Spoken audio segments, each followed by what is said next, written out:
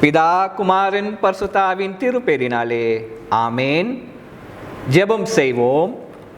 இரக்கமுள்ள ஆண்டவரே, இக்காலகட்டத்திலே நாங்கள் ஒன்று கூடி வராத சூழலில் கூட எங்களோடு இடைப்பட்டு எங்களோடு கூட உறவு கொண்டாட நீர் விரும்புகிறீர். அந்த கிருபைக்காக நன்மைக்காக உம்மை ஸ்தோத்திரிக்கிறோம்.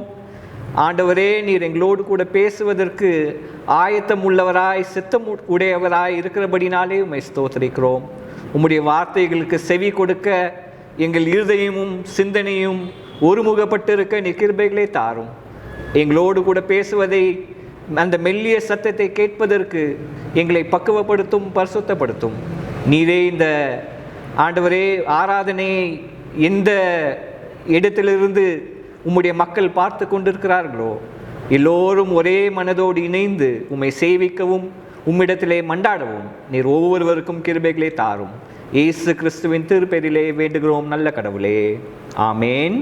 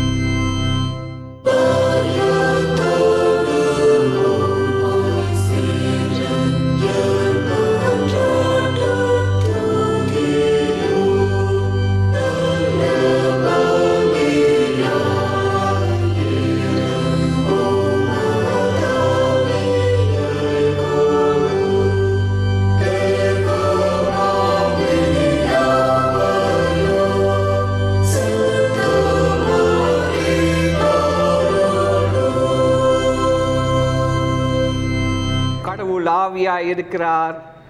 அவரை தொழுது கொள்ளுகிறவர்கள் ஆவியோடும் உண்மையோடும் அவரை தொழுது கொள்ள வேண்டும்.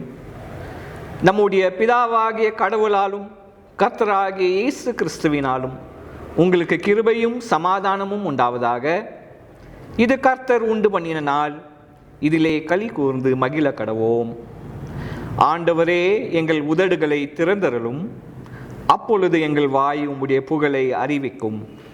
பிதாவுக்கும் குமாரனுக்கும் பரிசுத்தாவிக்கும் மகிமை உண்டாவதாக. ஆதியிலும் இப்பொழுதும் எப்பொழுதுமான சதா காலங்களிலும் மகிமை உண்டாவதாக. ஆமேன். திரியேக கடவுளை போற்றுதல். சேனைகளின் கடவுளாகிய கர்த்தரே, நீர் பரிசுத்தர், பரிசுத்தர், பரிசுத்தர். வானமும் பூமியும் உமது மகிமையால் நிறைந்திருக்கின்றன. உன்னதத்திலே ஓசன்னா. கர்த்தரின் நாமத்தினாலே வந்தவரும் வருகிறவும் மாணவர் ஸ்தோத்திரிக்கப்பட்டவர். உன்னதத்திலே ஓசன்னா. கடவுளே, நீர் பரிசுத்தர். சர்வ வல்லவரே, நீர் பரிசுத்தர். சாவாமையுடையவரே, நீர் பரிசுத்தர். ஆண்டவரே, எங்களுக்காக சிலுவையில் அறையுண்ட எங்கள் மீட்பரே, எங்கள் மேல் கிருபையாயிரும். பரிசுத்த ஆவியாகிய ஆண்டவரே, எங்கள் மேல் கிருபையாயிரும். ஆண்டவரே, எங்கள் ஜெபங்களையும் ஆராதனையும் ஏற்றுக்கொண்டு எங்கள் மேல் கிருபையாயிரும். ஆண்டவரே, எங்கள் மேல் மனதுருகி எங்கள் மேல் கிருபையாயிரும். நமக்கு பாவமில்லை என்போமானால் நம்மை நாமே வஞ்சிக்கிறவர்களாவோம். நமக்குள் உண்மை இல்லை. நமது பாவங்களை அறிக்கையிட்டால் பாவங்களை நமக்கு மன்னித்து எவ்வித அநீதமும் நீங்க நம்மை சுத்திகரிப்பதற்கு அவர் நம்பத்தக்கவரும் நீதியும் உள்ளவர். நான் எழுந்து என் தகப்பனிடத்திற்கு போய், தகப்பனே, பரத்துக்கு விரோதமாகவும் உமது பார்வையிலும் பாவம் செய்தேன். இனி உம்முடைய மகன் என்று சொல்லப்படுவதற்கு நான் பாத்திரன் அல்ல. உம்முடைய கூலிக்காரரில் ஒருவனாக என்னை வைத்துக் கொள்ளும் என்பேன். கடவுள் ராஜ்யம் சமீபித்திருக்கிறது. மனம் திரும்பி சுவிசேஷத்தில் நம்பிக்கை வையுங்கள். சர்வ வல்லமையுள்ள கடவுளிடத்தில் நாம் நமது பாவங்களை தாழ்மையோடு அறிக்கையிடுவோம். அனைவரும் சேர்ந்து சொல்லலாம். எங்கள் தந்தையாம் கடவுளே, நினைவிலினாலும் வார்த்தையினாலும் செய்கையினாலும் உமக்கு விரோதமாய் பாவம் செய்திருக்கிறோம். முழு மனதோடு நாங்கள் உம்மை நேசிக்கவில்லை. எங்களிடத்தில் நாங்கள் அன்பு கூறுவது போல அயலாரிடத்தில் நாங்கள் அன்பு கூறவில்லை. எங்கள் மேல் இரக்கமாய் இருக்க உம்மை வேண்டிக் கொள்கிறோம். எங்கள் பாவ அழுக்கை நீக்கி எங்களை சுத்திகரியும். எங்கள் குற்றங்களை விட்டுவிட எங்களுக்கு உதவி புரியும். எங்கள் ஆண்டவர் இயேசு கிறிஸ்துவின் மூலமாய் வேண்டிக் கொள்கிறோம் பிதாவே, ஆமேன். சர்வ வல்லமையும் மிகுந்த இரக்கமுள்ள ஆண்டவர் மன்னிப்பையும் பாவ நிவர்த்தியையும் நமக்கு கட்டளையிட்டு அருளி வாழ்க்கையை சீர்படுத்துவதற்கான காலத்தையும் தமது பரிசுத்த ஆவியின் கிருபையையும் தேற்றுதலையும் தந்தருள்வாராக. ஆமேன்.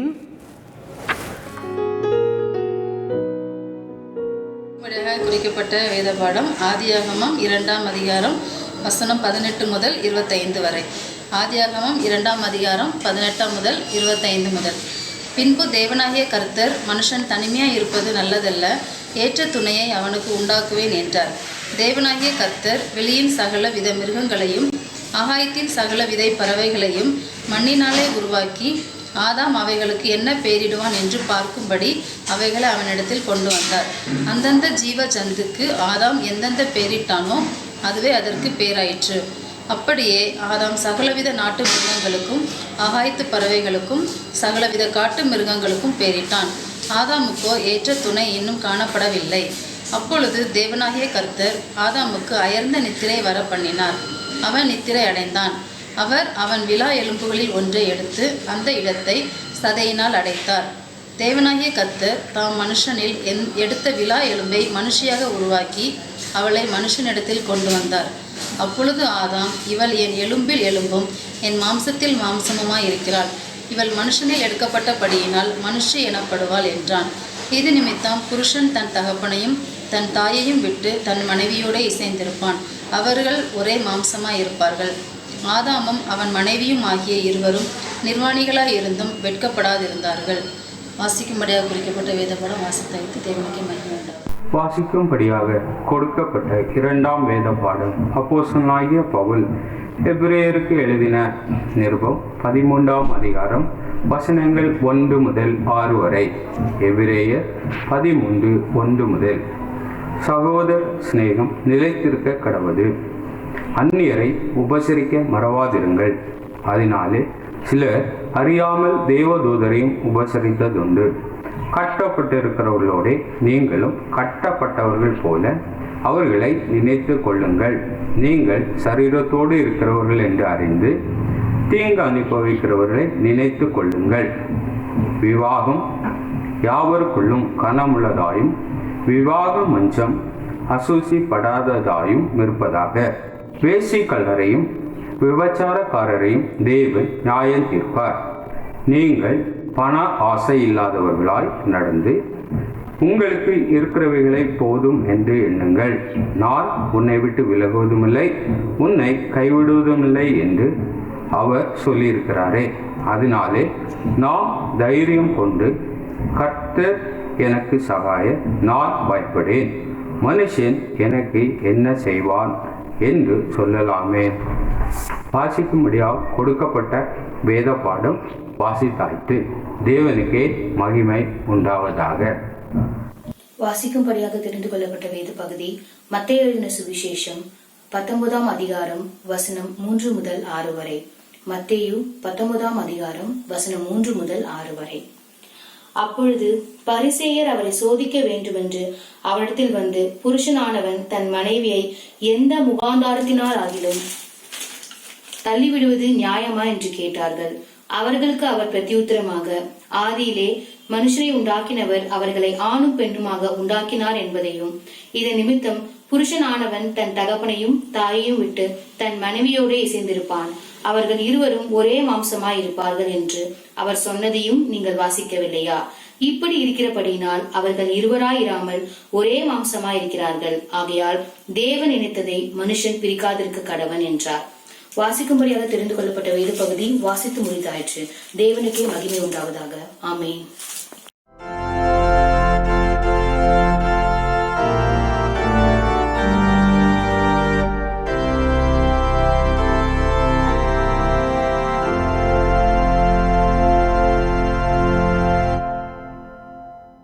பிரியமானவர்களே, மீண்டுமாக இந்த ஊடகத்தின் வழியாக உங்களை சந்திப்பதிலே மிகுந்த மகிழ்ச்சி அடைகின்றேன். உங்களோடு கூட இந்த நாளின் தியானத்தை பகிர்ந்து கொள்வதற்கு கடவுள் கொடுத்திருக்கிற இந்த ஆசீர்வாதத்தை நினைத்து கடவுளுக்கு நான் நன்றி செலுத்துகிறேன். அனைவருமே பாதுகாப்பாக இருக்கிறீர்கள் என்று கிறிஸ்துவுக்குள் நம்புகிறேன்.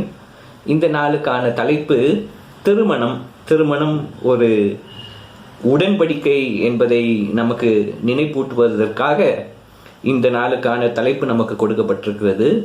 அதற்கு ஆதாரமாக 3 பகுதிகளை படிக்க கேட்டிருப்பீர்கள்.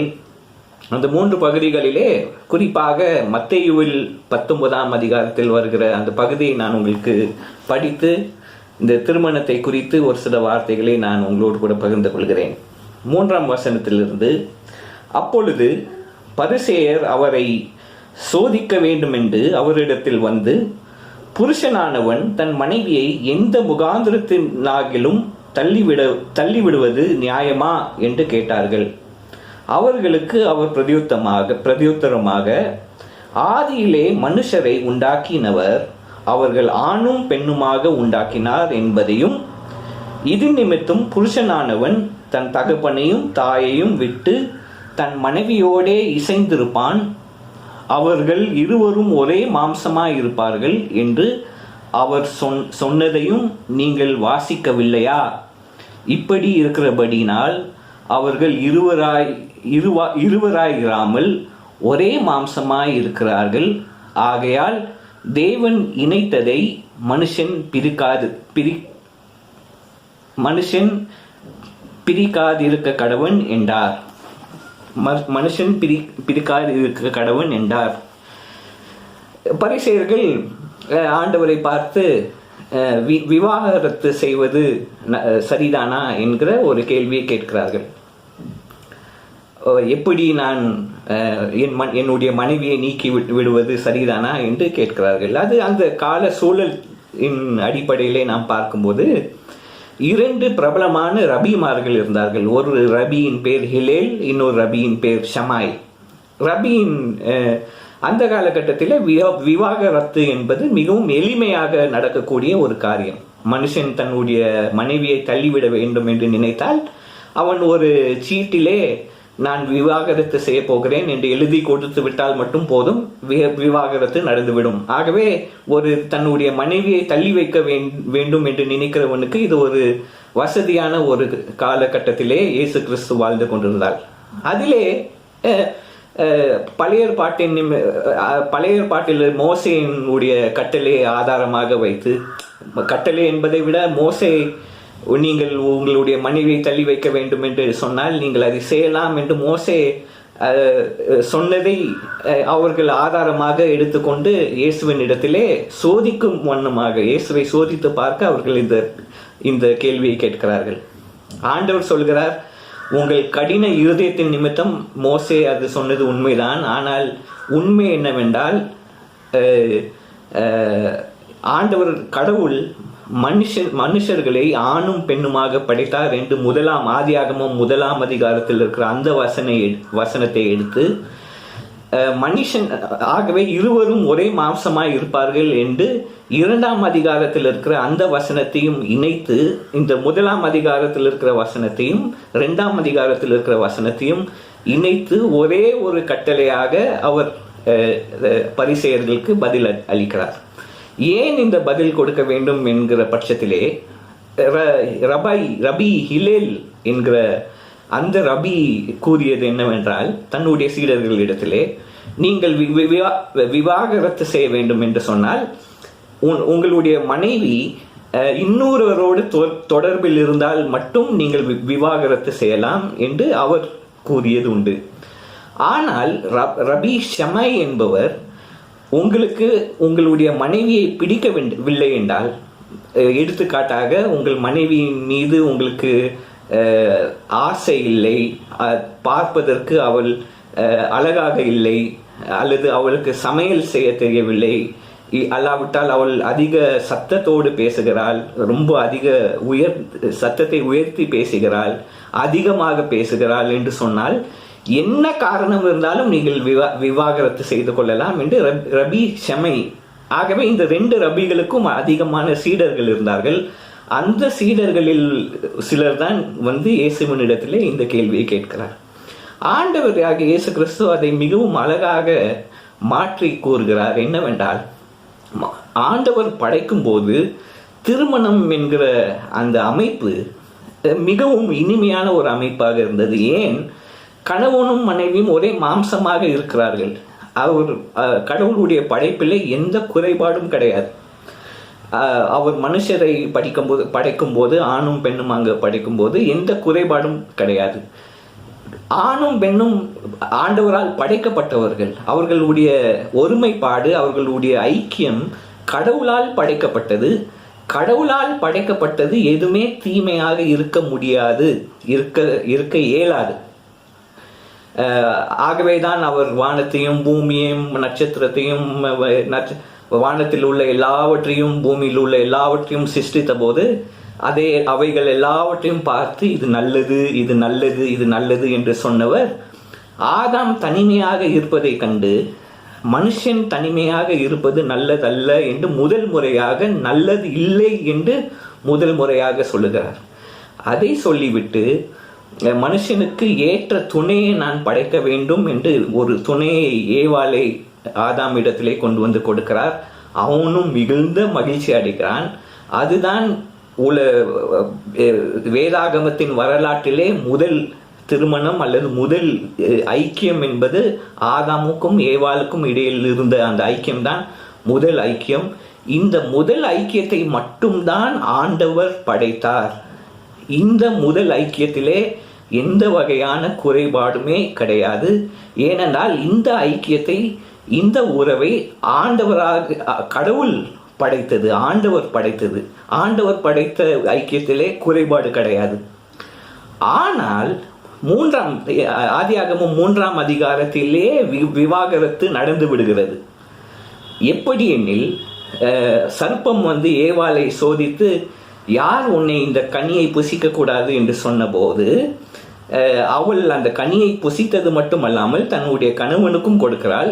ஆதாமும் அதிலிருந்து சாப்பிடுகிறான். சாப்பிட பின்பு ஆண்டவர் அந்த ஏதேன் தோட்டத்துக்குள் அவர்களை பார்த்து ஆதாமையும் ஏவாளையும் தேடிக் கொண்டிருக்கிற நேரத்திலே, யார் உன்னிடத்திலே சொன்னது, உங்களிடத்திலே சொன்னது யார், இந்த கனியை புசிக்கலாம் என்று யார் உங்களிடத்திலே சொன்னது என்று சொல்லும்போது ஆதாம் சொல்வது, நீர் முதலாவது ஏவாளை அவனிடத்திலே கொண்டு வரும்போது, இது என் மாம்சத்தின் மாம்சமும் என் இரத்தத்தின் இரத்தமுமாக இருக்கிறாள் என்று மிகுந்த பாராட்டின ஆதாம், நீர் எனக்கு கொடுத்த இந்த பெண் அவள் என்னை சோதனைக்குள் உட்படுத்தினாள் என்று முதலாவது ஆதாம் ஏவாளை பார்த்து குற்றம் சாட்டுகிறான். ஏவாள் சர்ப்பம் என்னை சோதித்தது என்று ஏவாள் சர்ப்பத்தை குற்றம் சாட்டுகிறார். எங்கே குற்றச்சாட்டு ஏற்படுகிறதோ அங்கே கடவுளுடைய படைப்பிலே ஒரு உடைப்பு ஏற்பட்டு விடுகிறது. அதுதான் முதல் விவாகரத்து. அவர்கள் அதன் பிறகு ஒன்றாக இசைந்து வாழ்ந்தார்கள். ஆனால் கடவுளினுடைய படைப்பின் அடிப்படையிலே அவர்கள் வாழவில்லை. கடவுள் அவர்கள் இருவரும் ஒரே மாம்சமாக இருக்க வேண்டும் என்றுதான் படைத்தார். ஆனால் எப்பொழுது வீழ்ச்சி அடைந்தார்களோ, அந்த புசிக்கக்கூடாத கனியிலிருந்து எப்பொழுது புசித்தார்களோ அப்பொழுதே விவாகரத்து நடந்து விட்டது. ஆகவே விவாகரத்து அங்கிருந்தே தொடங்குகிறது. அதன் பிறகு நீங்கள் திருமறையை முழுவதுமாக படித்து பார்த்தீர்கள் என்றால் எங்குமே நல்ல திருமணம் என்று சொல்வதற்கு ஒன்றுமே கிடையாது. எடுத்து ஆபிரகாம் தன்னுடைய மகன் ஈசாக்குக்கு ஒரு நல்ல மனைவி கிடைப்பாளா என்று சொல்லி ஒரு வேலைக்காரனை அனுப்புகிறார். யாக்கோபு தன்னுடைய தான் நேசித்த ஒரு பெண்ணுக்காக 7 வருஷம் வேலை செய்கிறான். ஆனால் அவனுடைய மாமனார் வேற ஒரு சகோதரியை அவனுக்கு கட்டி வைக்கிறார். ஆனால் இன்னொரு பெண்ணுக்காக ராகேலுக்காக இன்னொரு 7 வருஷம் வேலை செய்கிறான். ஆகவே 14 வருஷம் வேலை செய்கிறான். தன்னுடைய மனைவி அவன் நேசிக்கிற ஒரு பெண்ணை மணந்து கொள்ள வேண்டும் என்பதற்காக 14 வருஷம் வேலை செய்கிறான். தாவீதின் திருமணத்தை நீங்கள் பார்த்தீர்கள் என்றால் ஒரு பெண்மணியை திருமணம் செய்துவிட்டு பிறகு நாபாலுடைய மனைவியை மணந்து கொள்கிறான், பாத்ஷேபால். இப்படி ஒரு நல்ல திருமணம் என்று அதன் பிறகு நீங்கள் திருமறையிலே பார்க்க முடியாது. ஆகவே இதுதான் சுத்தமான திருமணம் என்று நீங்கள் திருமணத்துக்கான ஒரு பகுதியை நீங்கள் திருமறையிலே தேடினீர்கள் என்றால் உங்களுக்கு ஒரு பகுதியும் கிடைக்காது. ஆனால் ஒரே ஒரு சுத்தமான திருமணம், அது கடவுள் படைத்தது, ஆதாமையும் ஏவாளையும் படைத்த திருமணம் சுத்தமானது. இயேசு கிறிஸ்துவின் இடத்திலே பரிசேயர்கள் இயேசு கிறிஸ்துவை சோதிக்கும் போது ஆண்டவர் அதை தான் சொல்லுகிறார். கடவுள் படைத்ததை நீங்கள் நினைத்து பாருங்கள். அவர் ஆதாமையும் ஏவாளையும் படைக்கும் போது மிகுந்த ஒரு சுத்தமான ஒரு உறவை படைத்தார். அந்த சுத்தமான ஒரு படைப்பை கெடுத்ததே நீங்க தான். நீங்கள் உங்களுடைய கடின இருதயத்தின் நிமித்தம் நீங்கள் அந்த சுத்தமான உறவை கெடுத்து விட்டீர்கள். இதற்கு மேலே நீங்கள் என்னதான் உங்களுக்கு நான் புத்திமதி சொன்னாலும் அறிவுரை சொன்னாலும் நீங்கள் திருமணத்தை சரியாக்க போவது கிடையாது. ஆனால் நான் உங்களுக்கு ஞாபகப்படுத்துகிறேன், நீங்கள் உங்கள் பிதாக்களின் திருமணத்தை பார்த்து அவர்களைப் போல நான் என்னுடைய திருமணம் இருக்க வேண்டும், என்னுடைய திருமண வாழ்க்கை இருக்க வேண்டும் என்று நினைத்தீர்கள் என்றால் உங்களுடைய திருமணத்திலே தோல்வியை தவிர வேறு ஒன்றுமே நீங்கள் காண மாட்டீர்கள். ஆனால் மீண்டும் ஆதி காலத்துக்கு சென்று கடவுள் எப்படி ஒரு சுத்தமான ஒரு ஐக்கியத்தை உருவாக்கினாரோ அந்த ஐக்கியத்தை போல என்னுடைய திருமண வாழ்க்கையை நான் அமைத்துக் கொள்ள வேண்டும் என்று நீங்கள் நினைத்தீர்கள் என்றால் விவாகரத்து என்கிற வார்த்தைக்கு இடமே கிடையாது என்று பரிசேயர்களிடத்தில் சொல்லும்போது அவர்களுக்கு மிகுந்த ஆச்சரியமாக இருக்கிறது. அதிர்ந்து போகிறார்கள். ஆம், கடவுளுடைய படைப்பின் உன்னதமான படைப்பின் நோக்கத்தை மறந்துவிட்டு மனுக்குலம் தவறான உறவுகளுக்குள்ளாக சென்று விட்டது என்கிறது அவர்களுக்கு அறிந்து கொள்ளுகிறார்கள். இதுதான் திருமறை சொல்லுகிற உண்மை. ஆகவே இந்த காலகட்டத்திலே வாழ்ந்து கொண்டிருக்கிற நாம் இதுதான் திருமணம், இதுதான் சரியான திருமணம் என்று சொல்வதற்கு ஒன்றுமே கிடையாது. எல்லா திருமண வாழ்க்கையிலையும் திருமண தம்பதியினர்களிடையே பிரச்சனைகள் ஏற்பட்டு கொண்டே தான் இருக்கிறது. இவ்வுலகத்திலே விவாகரத்துகள் நடந்து கொண்டே தான் இருக்கிறது. கணவன் மனைவிக்குள்ளே பிரச்சனைகள் இருந்து கொண்டே தான் இருக்கிறது. ஏனென்றால் அவர்கள் திருமண வாழ்க்கையை சரி செய்ய வேண்டும் என்று மற்ற காரியங்களிலே அதிகமான தங்களுடைய சிந்தனையை வேற திசைகளிலே திருப்புகிறார்கள். அயல் நாட்டுகளிலே நம்முடைய நாட்டில் கூட நல்ல திருமண வாழ்க்கையை எப்படி தக்க வைத்துக் கொள்வது என்று லட்சக்கணக்கான புத்தகங்கள் எழுதப்பட்டிருக்கிறது. ஆனால் எத்தனை லட்சக்கணக்கான புத்தகங்கள் நல்ல திருமணத்தை குறித்து எழுதினாலும் எந்த புத்தகமும் எந்த மனிதனையும் காப்பாற்றவில்லை. அது ஏனென்றால் அவர்கள் யாருமே கடவுளுடைய படைப்பை குறித்து அவர்கள் சிந்திப்பது கிடையாது. ஆனால் திருமண வாழ்க்கையிலே கணவனும் மனைவியும் எப்பொழுதும் ஒன்றாக இருக்க வேண்டும், உண்மையை பேச வேண்டும், ஒரே கட்டிலில் படுக்க வேண்டும், இதை செய்ய வேண்டும், அதை செய்ய வேண்டும். நீங்கள் திருமண நாளிலே என்ன ஒப்பந்தத்தை செய்து கொண்டீர்களோ, அந்த கடவுளுடைய சந்நிதியிலே என்ன ஒப்பந்தத்தை செய்து கொண்டீர்களோ அந்த ஒப்பந்தத்தை நீங்கள் மீண்டும் புதுப்பிக்க வேண்டும். ஆகவே எல்லாரும் ஒரு கரத்தை பிடித்து மீண்டும் அந்த ஜெபத்தை எல்லாம் மீண்டும் சொல்லுங்கள், அது இது என்று அநேக நேரம் ஆயர்களே திருச்சபை மக்களை மிகுந்த கடினமான ஒரு சூழலுக்கு தள்ளி இருக்கிறார்கள். ஏனென்றால் திருச்சபை என்கிற ஐக்கியத்திலே திருமணம் என்கிற ஐக்கியம் ஒரு சின்ன அங்கம்தான். திருமணம் என்பது மனித உறவுகளிலே உச்சகட்டம் கிடையாது. அது கிறிஸ்தவனுடைய வாழ்க்கையிலே உச்சகட்டமான ஒரு ஐக்கியம் என்பது திருச்சபை ஐக்கியம். திருமணம் என்பது ஒரு சிறிய ஒரு அங்கம்தான். உச்சகட்ட ஐக்கியம் என்று சொல்லும்போது திருச்சபை என்கிற ஐக்கியம் தான் உச்சகட்டமான ஐக்கியம். அந்த ஐக்கியத்திலே திருமணமானவர்களும் இருப்பார்கள், திருமணம் ஆகாதவர்களும் இருப்பார்கள், கன்னியாஸ்திரீகள் இருப்பார்கள், திருமணம் ஆகாத ஆண்கள் இருப்பார்கள், வாலிபர்கள் இருப்பார்கள், திருமணம் செய்து கொள்ள வேண்டும் என்று காத்து கொண்டிருக்கிற இளைஞர்கள் இருப்பார்கள், குழந்தைகள் இருப்பார்கள், கணவனை இழந்த பெண்கள் இருப்பார்கள், மனைவியை இழந்த ஆண்கள் இருப்பார்கள், விவாகரத்து செய்து நீண்ட ஆண்டுகளாக கஷ்டப்பட்டு வேதனையோடு விவாகரத்து செய்தவர்களும் எனக்கு இந்த திருச்சபை ஐக்கியத்திலே எனக்கும் ஒரு பங்கு உண்டா, எனக்கு ஆறுதல் சொல்வதற்கு ஒரு ஆயர் இருக்கிறாரா, எனக்கு ஆறுதல் சொல்லுகிறதுக்கு ஒரு ஐக்கியம் இருக்கிறதா என்று உள்ளம் உடைந்து போய் தேடி வருகிற ஜனமும் இருப்பார்கள். அந்த ஐக்கியத்திலே எல்லாரையும் மனதில் கொண்டு திருமணம் என்று சொல்லும்போது ஐக்கியத்தில் இருக்கிற ஒரு சின்ன அங்கமான திருமணமான தம்பதியர்கள் மற்றவர்களையும் எப்படி ஒரே குடும்பமாக ஏற்றுக்கொள்வது என்று யோசிக்கிற ஒரு திருமணம் தான் உண்மையான திருமணம். அந்த திருமணம் கடவுளுடைய உண்மையான சிந்தைக்கு, உண்மையான அந்த ஆதி காலத்திலே அவர் படைத்த நோக்கத்தை நிறைவேற்றுகிற ஒரு திருமண வாழ்க்கையாக இருக்கும். நான் என்னுடைய குடும்பம், நான் தனி உடைமையோடு இருக்கிறவன், நான் சம்பாதிக்க வேண்டும், என் குடும்பத்தை நான் பார்க்க வேண்டும், என் பிள்ளைகளுக்கு சேர்த்து வைக்க வேண்டும், அது உண்மைதான், அதையெல்லாம் செய்ய வேண்டும், அது மனுஷர்களுடைய கடமை. இந்த காலத்திலே ஆண்களும் பெண்களும் இணைந்து வேலை செய்கிறார்கள்.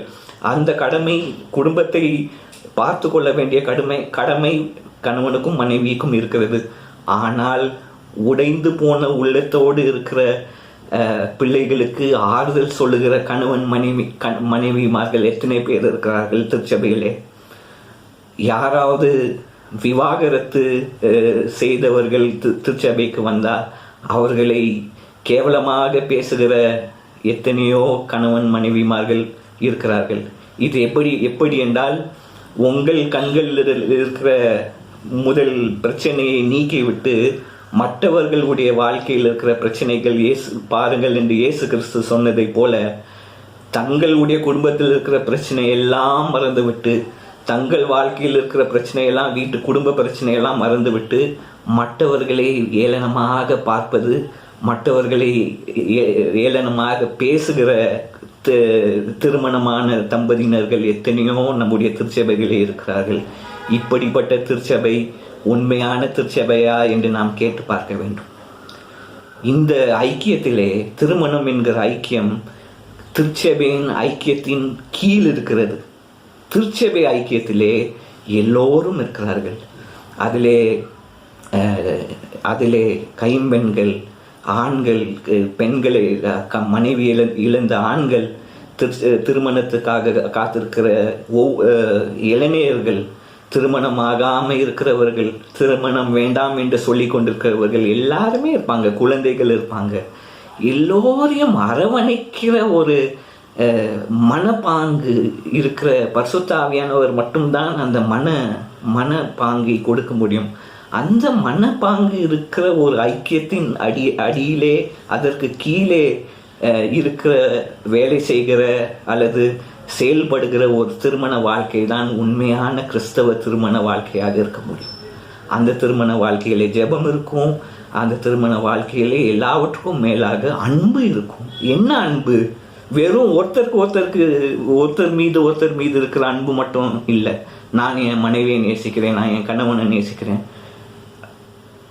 அடித்தட்டு மக்கள், அனாதைகள், விதவைகள் எல்லோரையும் நேசிக்கிற ஒரு அன்பு. அந்த அன்பு உருவாகுகிற இடம்தான் திருமணம், குடும்பம் என்கிற ஒரு அமைப்பு. எல்லோரையும் நாம் நேசிக்க வேண்டும், எல்லோருக்கும் உதவ வேண்டும், எல்லோரோடும் ஐக்கியப்பட்டு இருக்க வேண்டும் என்கிற உணர்வு உருவாகுகின்ற இடம் குடும்பம், கணவன் மனைவி என்கிற அந்த ஐக்கியம். அதே ஐக்கியத்தில்தான் சுயநலமும் உருவாகுகிறது. எங்கே நல்லது செய்ய வேண்டும் என்கிற எண்ணம் இருக்கிறதோ அங்கே தீமை செய்ய வேண்டும் என்கிற எண்ணமும் அங்கேதான். ஏனென்றால் ஏவாளை சோதித்த சர்ப்பம் ஒவ்வொரு குடும்பத்தின் வாசலிலும் இப்பொழுதும் இருந்து கொண்டிருக்கிறது என்பதை மறந்துவிடக்கூடாது. அவன் என்ன சொல்றான்? யார் உங்களுக்கு சொன்னது விதவைகளை நேசிக்க வேண்டும், அனாதைகளை நேசிக்க வேண்டும், மற்றவர்களை நேசிக்க வேண்டும் என்று யார் உங்களுக்கு சொன்னது? நீங்க உங்க சுயநலத்தை பாருங்க, உங்க சொந்த வீட்டை நீங்க கட்டிக்கிறங்க, நீங்க மற்றவர்களை ஓட இன்னும் ஒரு படி அதிகமா இருங்க, இன்னும் கொஞ்சம் அதிகமா சம்பாதிங்க, நீங்க சந்தோஷமா இருங்க, உங்க சந்தோஷத்தை மட்டும் நீங்க பார்த்துக்கிறீங்க, மற்றவர்களை பற்றி நீங்க கவலைப்படக்கூடாது என்று சர்ப்பம் இன்னும் குடும்பத்திலே சொல்லிக்கொண்டே, கணவன் மனைவியிடத்திலே சொல்லிக்கொண்டே தான் இருக்கிறான். அது அந்த சர்ப்பத்தின் வார்த்தைகளுக்கு செவி கொடுத்த குடும்பங்கள் இன்னைக்கு சின்னாபின்னமாக மன அமைதி நிம்மதி இழந்து நாசமாய் போய் கொண்டு இருக்கிறதை நம்முடைய கண்களால் பார்த்து கொண்டிருக்கிறோம். குடும்பம் என்றால் என்ன? அதே அருமையான ஒரு பாடல் ஒன்று இருக்கிறது. இயேசுவின் குடும்பம் உண்டு, அன்பு நிறைந்த இடம் உண்டு. அங்க தாழ்வு இல்லை, உயர்வும் இல்லை, தாழ்வும் இல்லை, ஏழை இல்லை, பணக்காரன் இல்லை. எமில் ஜெபசிங் எழுதின ஒரு பாடல், அருமையான ஊழியக்காரர், அருமையான பாடல். இதுதான் இயேசுவின் குடும்பம். சுயநலத்தோடு வாழ்கிற குடும்பம் இயேசுவின் குடும்பம் இல்லை. இயேசுவின் குடும்பம் உண்டு, அன்பு நிறைந்த இடம் உண்டு. அங்க ஏழை இல்லை, பணக்காரன் இல்லை, உயர்வும் இல்லை, தாழ்வும் இல்லை. அது அந்த ஒரு உறவுக்கு அடித்தளமாக இருக்கிற குடும்பம் ஒரு திருச்சபையில் இருந்துச்சுன்னா அது ஆசீர்வதிக்கப்பட்ட ஒரு திருச்சபை. அந்த அன்பு நிறைந்த திருச்சபை ஒன்று இருந்துச்சுன்னா அது ஆசீர்வதிக்கப்பட்ட திருச்சபை. ஆனால் அந்த மாதிரி ஒரு திருச்சபையை பிளவுபடுத்துகிற ஊழியர்கள் இருந்தார்கள் என்றால் அந்த ஊழியர்களுக்கு ஐயோ. அல்லது திருச்சபையை, குடும்பத்தை பிரிக்கிற சுயநலத்தை உருவாக்கி கொண்டிருக்கிற சர்ப்பத்தின் வார்த்தைகளுக்கு செவி கொடுத்து கொண்டிருக்கிற எல்லோருக்கும் ஐயோ. அது நானாக இருந்தாலும் சரி, யாராக இருந்தாலும் சரி, ஐயோ. ஆனால் இயேசுவின் குடும்பம் உண்டு, அன்பு நிறைந்த இடம் உண்டு. அந்த திருச்சபையை உருவாக்குகிற இடம்தான் திருமணம். அதனால தான் திருச்சபையிலே நடைபெறுகிறது. அதனால்தான், ஏனென்றால் சற்று திருமறையின் அடிப்படையிலே இயேசு கிறிஸ்து வந்த நோக்கம் என்ன? கடவுளுடைய ராஜ்யத்தை கட்ட வேண்டும் என்பதற்காக. அந்த ராஜ்யத்தை கட்டுவதற்கு திருமணம் உதவுகிறது. அதில் இழப்பும் ஏற்படலாம். கணவன் இறந்து விடலாம், மனைவி இறந்து விடலாம், பிள்ளைகள் இறந்து போனவர்கள் கதைகள் எத்தனையோ இருக்கிறது. அதை நினைத்து வேதனையோடு எத்தனையோ பெற்றோர்கள் இருந்து கொண்டிருக்கிறார்கள். அவர்களுக்கெல்லாம் ஆதரவு செய்கிற ஒரு இடம்தான் திருச்சபை. அவர்களை அரவணைக்கிறது தான் நம்முடைய கடமை. அந்த கடமையை ஒரு கணவனும் மனைவியும் சேர்ந்து நிறைவேற்றினால் எவ்வளவு அழகான ஒரு திருச்சபையாக இருக்கும். கணவன் மனைவிக்கு நிறைய கடமைகள் இருக்கிறது. வெறும் வீட்டில் சம்பாதிச்சு போடுற அந்த திருமண உறவிலே எனக்கு நம்பிக்கை கிடையாது. ஆனால் கணவன் மனைவியாக, ஒருவேளை கடவுள் நம்மை கணவன் மனைவியாக இணைத்து ஒரு நீடிய ஆயுசு கொடுத்திருக்கிறாருன்னா அதை வச்சு அநேகருக்கு ஆசீர்வாதமாக இருந்தோம்னா அது ஒரு நல்ல திருமணம். அதுல இப்படி இருக்கணும் அப்படி இருக்கணும், சுயநலம் நிறைந்த எந்த வகையான ஒரு இதுவும் இருக்காது. ஏனென்றால் இயேசுவின் குடும்பம் உண்டு. அது தனிப்பட்ட முறையில் இருக்கிற ஒரு சின்ன குடும்பம் கிடையாது. திருச்சபை என்கிற பெரிய குடும்பம். அந்த குடும்பத்தின் ஒரு சின்ன அங்கம்தான் திருமணம். உங்களுடைய குடும்ப வாழ்க்கை எப்படி இருக்கிறது என்று நீங்கள் சற்று இன்னைக்கு ஆராய்ந்து யோசித்து பாருங்கள். இயேசுவின் குடும்பம் உண்டு, அன்பு நிறைந்த இடம் ஒன்று உண்டு, இன்று தைரியமாக பாடக்கூடிய குடும்பமாக உங்கள் குடும்பம் இருந்தால் நீங்கள் உண்மையான திருச்சபையின் அங்கமாக இருக்கிறீர்கள், கிறிஸ்துவின் உண்மையான பிள்ளைகளாக இருக்கிறீர்கள். அப்படிப்பட்ட ஒரு பிள்ளையாக நான் இருக்க வேண்டும் என்று நான் வாஞ்சிக்கிறேன். இன்றைக்கும் நான் வாஞ்சித்து கொண்டிருக்கிறேன். இன்றைக்கும் நான் அதை தான் நினைத்து பார்க்கிறேன்.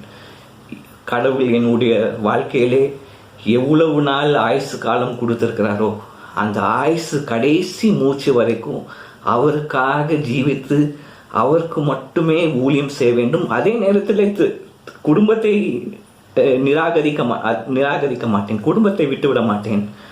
ஆனால் தரிசனம் பெரியது. ஆண்டவர் எனக்கு கொடுத்திருக்கிற தரிசனம் பெரியது. அதை அந்த மேன்மையான தரிசனத்தை என் கண் முன்பதாக நான் வைத்துக்கொண்டு என் குடும்பத்தை நடத்துவேனே தவிர கடவுளுடைய தரிசனத்தை மறந்துவிட்டு குடும்பத்தை மட்டும் பார்த்து கொண்டு போக இருப்பதற்கு நான் இவ்வுலகத்தில் படைக்கப்படவில்லை. ஆண்டவர் அதற்கு என்னை அழைக்கவும் இல்லை. அவருக்காக அழைத்தவர். அதில் எனக்கு குடும்பமாக ஒரு மகனையும் மனைவியும், எனக்கு அன்பான ஒரு தாயையும் எனக்கு கடவுள் கொடுத்திருக்கிறார். அவர்களை நேசிக்க வேண்டும். ஆனால் தரிசனத்தை ஒருபோதும் இழந்துவிடக்கூடாது. பெரிய தரிசனம். ஒவ்வொரு கிறிஸ்தவனுக்கும் கடவுள் பெரிய தரிசனத்தை கொடுத்திருக்கிறார். திருச்சபைகளுக்கு பெரிய தரிசனத்தை கொடுத்திருக்கிறார். அந்த தரிசனத்தை மறந்துவிட்டு திருமண வாழ்க்கை சும்மா ஏனோ தானோ ஒரு 2 பேர் ஒன்று சேர்ந்து பிள்ளைகளை பெற்று போட்டுட்டு சுயநலமாக வாழ்ந்துட்டு போகிற ஒரு வாழ்க்கை கிறிஸ்தவ வாழ்க்கை இல்லை. அது திருச்சபையும் இல்லை. பெரிய தரிசனத்தை கடவுள் கொடுத்திருக்கிறார். அந்த தரிசனத்தோடு வாழ்வதற்கு ஆண்டவர் நமக்கு உதவி செய்து நம்மை வழி நடத்தி காப்பாராக. ஏனென்றால் திருமணம் அழிந்து போகும், ஆனால் கிறிஸ்து ஒருபோதும் அழியாதவர் நம்முடைய உள்ளத்திலே கூடியிருக்கிறார். யார் தோள் மேலே சாய முடியலனாலும் அவர் தோள் மேலே நம்ம சாஞ்சிக்கலாம். என்ன பிரச்சனை வந்தாலும் கர்த்தர் எனக்கு சகாயர். மனிதன் தனிமையாக இருப்பது நல்லதில்லை. அவனுக்கு ஒரு சகாயம் செய்வதற்கு ஒருத்தரை நான் படைக்க வேண்டும் என்று நினைத்த ஆண்டவர் இறுதியிலே அந்த ஆண்டவரே நமக்கு சகாயராக மாறிவிட்டார். அவர் மார்பின் மேலே எப்போ வேண்டுமானாலும் சாய்ந்து கொள்ளலாம். அவர் மார்பின் மேலே எப்பொழுது வேண்டுமானாலும் நாம் அவரோடு இணைந்து கொள்ளலாம். அவருடைய கால்களை நாம் பற்றி கொள்ளலாம். அவர் மரியாதை போல எப்படி இயேசு கிறிஸ்துவின் கால்களில் அடியிலே உட்கார்ந்து அவர் சொல்கிற வார்த்தையை கேட்க வேண்டும் என்கிற அந்த ஆர்வம் மரியாளுக்கு இருந்ததோ அதே போல அந்த ஆர்வம் ஒவ்வொருவருக்கும் இருக்க வேண்டும். அவருடைய கால் அடியிலே இருந்து அவர் வார்த்தையாக காத்திருக்கிற ஒரு பிள்ளைகளாக இருக்க வேண்டும். அந்த குடும்பமாக காத்திருக்கலாம். அப்படி அது குடும்பமாக கூட காத்திருக்கலாம். அதுதான் ஆசீர்வாதம். அந்த ஆசீர்வாதத்தை திருச்சபையாக நாம் அனைவருமே சுதந்திரித்துக் கொள்ள வேண்டும் என்பதுதான் என்னுடைய வாஞ்சை, என்னுடைய ஜெபம். அதுதான் என்னுடைய தரிசனம். ஆண்டவரோடு இணைந்திருப்போம், திருச்சபையை கட்டுவோம், கடவுளுடைய ராஜ்யத்தை அவரோடு இணைந்து கட்டுவோம், நித்திய ஜீவனுக்காக காத்திருப்போம். கடவுள் நம்மை ஆசீர்வதித்து நடத்துவாராக. ஆமீன்.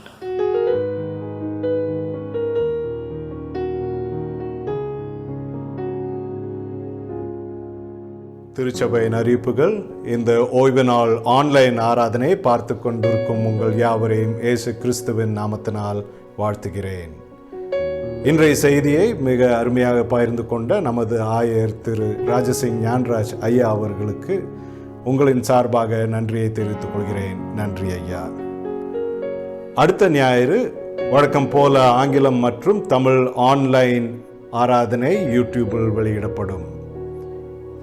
இந்த ஞாயிற்றுக்கிழமை முதல் காலை 8 மணி முதல் 10 மணி வரை ஆலயம் திறந்து வைக்கப்படும். எனவே உங்கள் ஜெபங்களையும் காணிக்கையும் செலுத்த விரும்பினால் அன்று செலுத்துமாறு கேட்டுக்கொள்ளப்படுகிறீர்கள்.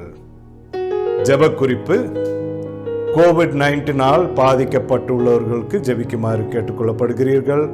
மேலும் நமது நாட்டில் பல பகுதிகளில் இயற்கை சீற்றத்தால் பாதிக்கப்பட்டுள்ளவர்களுக்கு ஜெபிக்குமாறு கேட்டுக்கொள்ளப்படுகிறீர்கள். கடந்த வார காணிக்கை விவரங்கள் திரையிடப்பட்டுள்ளன. கடந்த வாரத்து மொத்த காணிக்கை ரூபாய் 6,990 ரூபாய் ஆகும். பிறந்த நாள் மற்றும் திருமண நாள் காண்பவர்களை தூய ஜேம்ஸ் திருச்சபை இயேசு கிறிஸ்துவின் நாமத்தினால் வாழ்த்துகிறது. நன்றி. ஸ்தோத்திரம் கர்த்தாவே, ஸ்தோத்திரம் கர்த்தாவே, ஸ்தோத்திரம் ஸ்தோத்திரம் ஸ்தோத்திரம் ராஜா.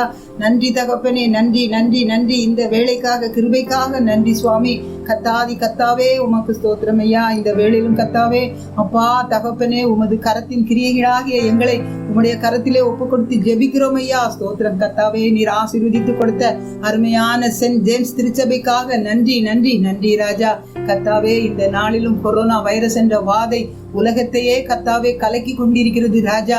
அப்பா தகப்பனே, எங்கள் மாநிலத்தை ராஜாவே நீர் அந்த கொரோனா வைரஸ் என்ற அப்பா அந்த வாதையில் இருந்து நீர் கர்த்தாவே எங்கள் கர்நாடக மாநிலத்தை பாதுகாக்கும்படியாக ஜெபிக்கிறேன் ஐயா. விசேஷித்த விதமாக ஐயா உம்முடைய சபை மக்களை கர்த்தாவே நீர் வேலையெடுத்து காத்துக்கொள்ளும் ஐயா. உம்முடைய பிள்ளைகளை ஒவ்வொருவரையும் கர்த்தாவே இரத்த கோட்டைகளும் அக்கினி கோட்டைகளுமாய் மூடி மறைத்துக் கொள்ளும்.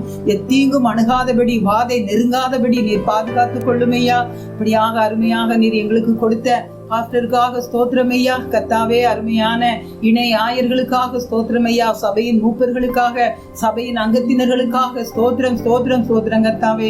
இந்த வேளையிலும் சபையிலே அப்பா தகப்பனே பலவீனப்பட்டவர்களுக்காக ஜெபிக்கிறோம். நல்ல பலன் தாங்கப்பா. அப்பா, எங்கள் ஒவ்வொருவரையும் இம்மட்டுமாய் கண்ணின் மணி போல பாதுகாத்து வந்த கிருபைக்காக ஸ்தோத்திரம்.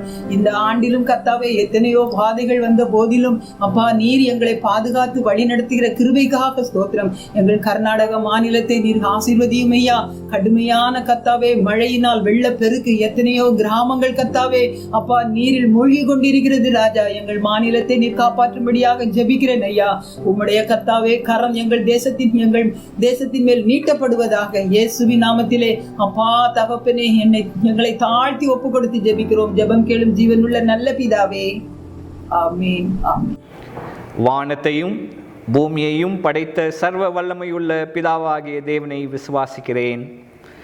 அவருடைய ஒரே குமாரனாகிய நம்முடைய நாதர் இயேசு கிறிஸ்துவையும் விசுவாசிக்கிறேன். அவர் பரிசுத்த ஆவியினாலே கன்னி மரியாளிடத்தில் உற்பவித்து பிறந்தார். பொந்திய பிலாத்துவின் காலத்தில் பாடுபட்டு சிலுவையில் அறையுண்டு மரித்து அடக்கம் பண்ணப்பட்டு பாதாளத்தில் இறங்கினார். 3ஆம் நாள் மரித்தோரிடத்திலிருந்து எழுந்தருளினார். பரமண்டலத்துக்கேறி சர்வ வல்லமையுள்ள பிதாவாகிய தேவனுடைய வலது பார்சத்திலே வீட்டிருக்கிறார். அவ்விடத்திலிருந்து உயிருள்ளோரையும் மரித்தோரையும் நியாயம் தீர்க்க வருவார். பரிசுத்த ஆவியையும் விசுவாசிக்கிறேன். பொதுவாய் இருக்கிற பரிசுத்த சபையையும் பரிசுத்தவான்களுடைய ஐக்கியமும் பாவ மன்னிப்பும் சரீர உயிர்த்தெழுதலும் நித்திய ஜீவனும் உண்டென்று விசுவாசிக்கிறேன். ஆமேன். ஜெபங்களை ஏறெடுப்போம். கர்த்தாவே எங்களுக்கு இரங்கும். கிறிஸ்துவே எங்களுக்கு இரங்கும். கர்த்தாவே எங்களுக்கு இரங்கும். பரமண்டலில் இருக்கிற எங்கள் பிதாவே, உம்முடைய நாமம் பரிசுத்தப்படுவதாக, உம்முடைய ராஜ்யம் வருவதாக, உம்முடைய சித்தம் பரமண்டலத்திலே செய்யப்படுகிறது போல பூமியிலும் செய்யப்படுவதாக. அன்றென்றுள்ள எங்கள் அப்பத்தை எங்களுக்கு இன்று தாரும். எங்களுக்கு விரோதமாய் குற்றம் செய்கிறவர்களுக்கு நாங்கள் மன்னிக்கிறது போல எங்கள் குற்றங்களை எங்களுக்கு மன்னியும். எங்களை சோதனைக்குள் பிரவேசிக்க பண்ணாமல் தீமையிலிருந்து எங்களை ரட்சித்துக் கொள்ளும்.